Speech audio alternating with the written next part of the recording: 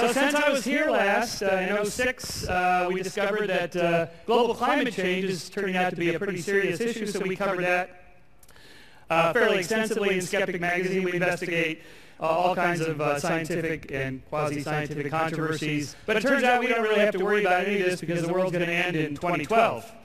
Another update, you will recall, so I introduced you guys to the Quadro Tracker.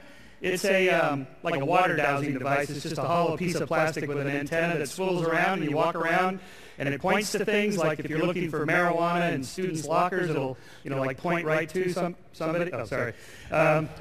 This particular one that was given to me finds golf balls, especially if you're at a golf course and you check under enough bushes.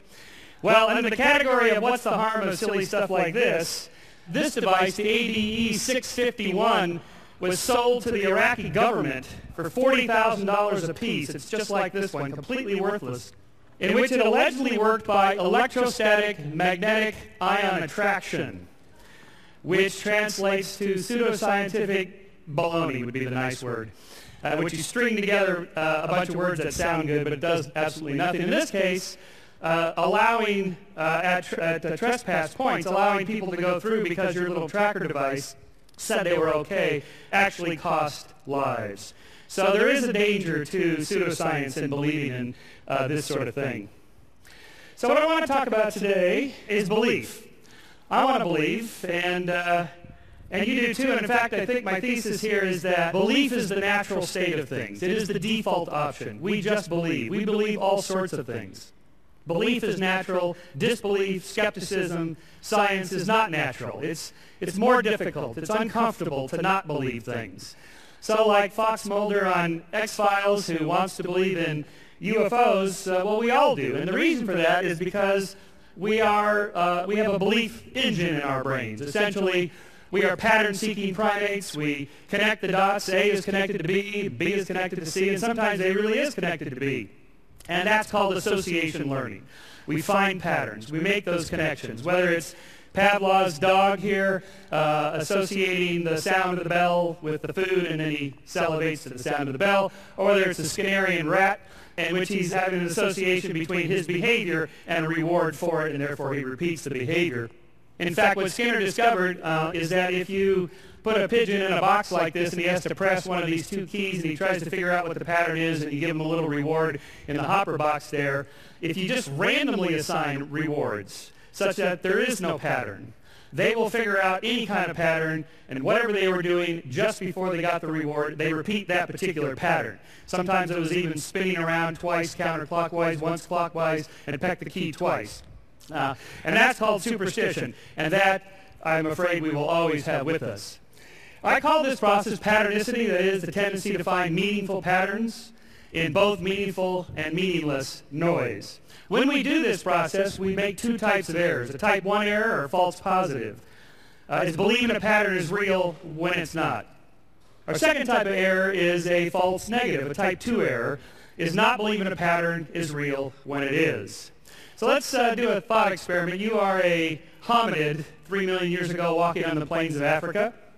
Your name is Lucy, okay. And you hear a rustle in the grass. Is it a dangerous predator, or is it just the wind? Your next decision could be the most important one of your life. Well, if you think that the rustle in the grass is a dangerous predator and it turns out it's just the wind, you've made an error in cognition. You made a type 1 error, false positive. But no harm, you just move away, you're more cautious, you're more vigilant. On the other hand, if you believe that the rustle in the grass is just the wind and it turns out it's a dangerous predator, you're lunch. You've just won a Darwin Award. You've been taken out of the gene pool. Now the problem here is that patternicities will occur whenever the cost of making a type 1 error is less than the cost of making a type 2 error. This is the only equation in the talk, by the way. We have a pattern detection problem. That is, assessing the difference between a type 1 and a type 2 error is highly problematic, especially in split-second life and death situations. So the default position is just believe all patterns are real. All rustles in the grass are dangerous predators and not just the wind. And so I think that we evolved. There was a natural selection for the propensity for our belief engines, our pattern-seeking brain processes to always find meaningful patterns and infuse them with these sort of predatory or intentional agencies that I'll come back to. So, for example, what do you see here? It's a horse head, that's right. It looks like a horse, must be a horse. That's a pattern. And is it really a horse, or is it more like a frog? See, our pattern detection device, which appears to be located in the anterior cingulate cortex, it's our little sort of detection device there, can be easily fooled, and this is the problem. For example, what do you see here? Yes, of course, it's a cow. Once I prime the brain, it's called cognitive priming. Once I prime the brain to see it, it pops back out again, even without the pattern that I've imposed on it. And what do you see here? Some people see a Dalmatian dog. Yes, there it is. And there's the prime. So when I go back, without the prime, your brain already has the model, so you can see it again. What do you see here? Planet Saturn. Yes, that's good. How about here? Just shout out anything you see. That's a good audience, Chris, because there's nothing in this. Well, allegedly there's nothing. This is an experiment done by Jennifer Whitson at UT Austin on corporate environments and whether uncertain feelings of uncertainty and out of control makes people see illusory patterns. That is, almost everybody sees the planet Saturn. People that are put in a condition of feeling out of control are more likely to see something in this, which is allegedly patternless. In other words, the propensity to feel these or find these patterns goes up when there's a lack of control. For example, baseball players are notoriously superstitious when they're batting, but not so much when they're fielding. Because fielders are successful 90 to 95% of the time. The best batters fail 7 out of 10 times. So their superstitions, their patternicities, are all associated with feelings of lack of control and so forth. What do you see in this particular one here, in this field? Anybody see a object there? There actually is something here, but it's degraded. While you're thinking about that, this was an experiment done by Susan Blackmore, a psychologist in England, who showed subjects this degraded image and then ran a correlation between their scores on an ESP test, how much do they believe in the paranormal, supernatural, angels, and so forth. And those who scored high on the ESP scale tended to not only see more patterns in the degraded images, but incorrect patterns. Here is what you show subjects. The fish, it's degraded 20%, 50%, and then the one I showed you, 70%. A similar experiment was done by another British psychologist named Peter Bruegger, who found significantly more patterns, meaningful patterns, were perceived on the right hemisphere via the left visual field than the left hemisphere.